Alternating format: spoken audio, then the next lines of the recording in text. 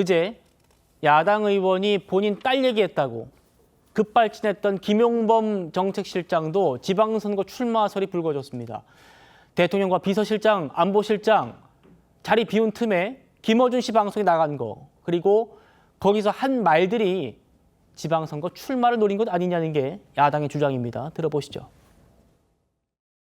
미국 쪽 요구사항을 보고 처음에 이거는 뭐 을사늑약보다 더하네 했다고 하던데. 우리 비서관이 예. 미국에서 산업부에서 이메일 왔고 이러이런 문서인데 이제 첫 마디가 예. 그 표현이었습니다. 을사늑약은 저리 가라 할 수준이다. 뭐라 그럴까요? 그거는 완벽하게 미국 입장에서 쓰여진 문서였습니다. 이게 안 지켜지면 몰취하고 이런 표현들, 아니, 모든 표현들이 굉장히 강하고. 야, 이거 뭐 깡패가 협박하듯 있었네. 우리 식으로 표현하면 그런 거. 나라 대 나라니.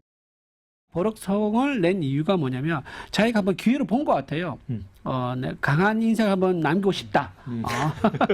즉 내년에 지방선거 있지 않습니까? 내년 지방선거인데 내년 그 전담의 도지사 거기에 좀 출마를 할 수 있다는 얘기가 나오고 있는가 봐요. 그러다 보니까 한번 기회를 봐서 본인 이름을 한번 크게 언론에 좀 알리고 싶은 그런 좀 타이밍을 노리고 있다가 이번 기회에 한 게 아닌가, 그런 정치적 계산도 좀 있지 않은가 싶습니다. 저도 정치권 10년 취재했습니다만 정책실장 보통 교수 출신이나 관료 출신이 하기 때문에 굉장히 좀 온화한 분들 많거든요. 저렇게 정책실장이 한 거 처음 봤습니다. 김종 대변인님. 김어준 씨 유튜브 나가가지고 미국의 요구가 무슨 을사늑약보다 더하다느니 이런 말을 대한민국 정책실장이 하는 게 맞는 건가라는 말씀들도 많이 주고 계시고, 여권에서도 김 실장의 언행에 최근 위태로운 부분이 많다. 내년 지방선거 출마를 생각해서 그런다는 소문들도 있는데 혹시 그렇다면 더 신중해야 되는 거 아닌가? 어떻게 보십니까? 일단 김용범 정책실장이 내년에 어떤 정치적인 생각을 갖고 있는가 하는 부분은 제가 알 길이 없어서 그 부분을 빼고, 일반적으로 어떤 이렇게 국가의 중대한 협상을 완성해내고 난 이후에 당연히 대국민 설명, 홍보 필요합니다. 그런데 지금 김용범 실장께서 이 협상이, 한미 관세 협상이 얼마나 힘들었는가 하는 부분에 대해서 설명을 하는 그런 과정 속에서 저렇게 비하인드 스토리를 얘기하는 것보다는 이 협상이 갖는 의미, 그리고 앞으로 이 협상을 어떻게 더 진전시켜가고, 그래서 우리 국익에 얼마나 유익하다라는 부분들을 우선적으로 홍보하는 관점이었다면 아마 오늘의 이런 또 비판은 안 나왔지 않았을까. 그리고 지금 국민들께 여러분 그 다양한 방식을 통해서 홍보하는 것도 필요합니다. 그러기 위해서 김어준 유튜브도 출연 할 수 있다고 저는 봅니다만, 그보다는 조금 더 모든 많은 국민들께 좀 이해를 돕는 그런 차원에서의 방송들을 좀 더 적극적으로 활용하시면 좋았겠다는 생각이 들고요. 하나만 더 짧게 말씀드리면, 지금 내년 지방선거 관련해서 많은 말씀들을 이제 주고 계시는데, 특히 대통령 비서실의 분들 여러 명이 거명되고 있습니다. 지금이 그런 그 상황인가 하는 부분도 한번 주의 깊게 돌아보실 필요는 있지 않을까라는 생각이 듭니다. 알겠습니다. 허 대변인님. 네네. 미국 요구가 을사늑약이다.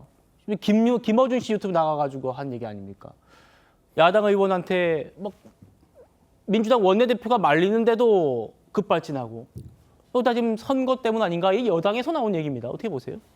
저거 통상협상 타결된 다음에 그 대통령실에서 이른바 30장들의 활약상 해가지고 유튜브 영상 올린 거 보고 저는 정말 아까 말씀드린 그 참을 수 없는 가벼움의 그거를 너무나 참 안타깝기도 하고 그랬는데, 거기에서 그 표현이 있더라고요.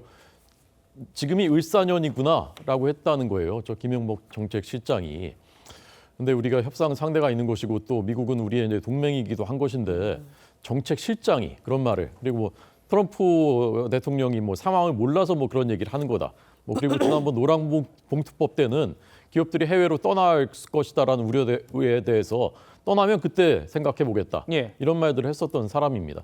그리고 저는 저 장면들 보면서 아까 우상호 수석 물리치면서 화내는 그런 장면들 보면서, 야, 저분이 전남지사 출마를 생각한다고 그렇게 이제 보도가 되는데, 전남지사.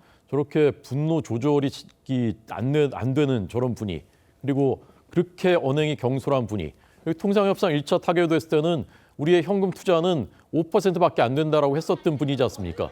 불과 넉 달 뒤에 그게 57%로 드러났으면 거기에 대해서 국민들한테 반성해야 될 분이 유튜브에 나와가지고 무슨 대단한 일을 한 것처럼 본인 그렇게 포장하고 저렇게 국회에서는 저런 모습을 보이고 하는 걸 보면서 저런 분이 근데 전남지사를 해도 되는 건가요?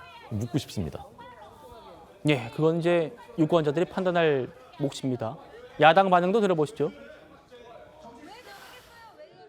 국회 운영위 영상을 보고 저는 김용범 실장이 술 취했나 싶었습니다. 자세히 보니 술이 아닌 권력에 잔뜩 취해 있었습니다. 국회 무시이고 아나무인 국민 무시입니다. 저는 이번 사태를 대통령실이 국회를 어떻게 바라보고 있는지 보여주는 위험한 징후로 판단합니다. 국회는 대통령실의 감정 배출구가 아니며 대통령실 참모의 정치 훈련장은 더더욱 아닙니다. 김 실장이 이미 권력에 취해 있다. 또 정치 훈련장이냐 이런 얘기는 나왔는데 다시 한번 영상 볼까요? 저희가 처음 이 일이 있었을 때는 저희 국회 취재팀의 카메라가 김병기 원내대표를 가리키고 있어가지고 목소리만 있었거든요. 근데 이제 며칠 지나면서 이 김용범 실장의 당시 모습이 이렇게 공개가 되고 있습니다. 김영주 의원님. 네.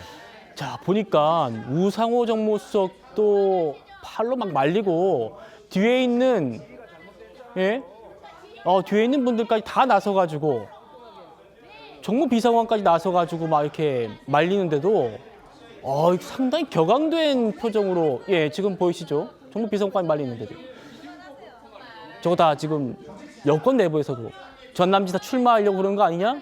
이런 얘기 나오나 봐요.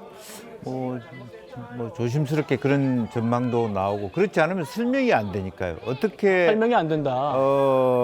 정책실장이 국회에 나서 운영위원회에서 운영위원장 즉 여당 원내대표가 저렇게 강하게 질책할 정도의 저런 오버 액션을 할 수 있냐. 그리고 또 우상호 정무수석하고 연배가 똑같습니다. 김용범 보이기에는 김용범 실장이 나이가 훨씬 많아 보여도 그런데 실제로 위상으로 보면 우상호 정무수석이 선수나 그런 비중으로 보면 훨씬 높은 직위에 다만 뭐 대통령실 안에서는 어떨지 모르지만 정무비서관도 국회의원 출신 아닙니까? 어떻게 그렇죠. 저렇게 뿌리치다시피 할 정도로 뭐 반말하다시피 그렇게 할 수 있냐 하면은 저거는 뭔가 작심하고 한 거 아니냐는 어떤 그런 생각을 할 수밖에 없는 부분. 그러니까 실제적으로 보면 이제 그동안에 어떤 관료로서의 모양에서 정치인으로서의 김은혜 의원에 대한 어떤 도전 뭐 그런 부분들로 보여질 수 있는 어떤 액션이었다 그렇게 보여지고 그것은 사실은 사과가 피굴려한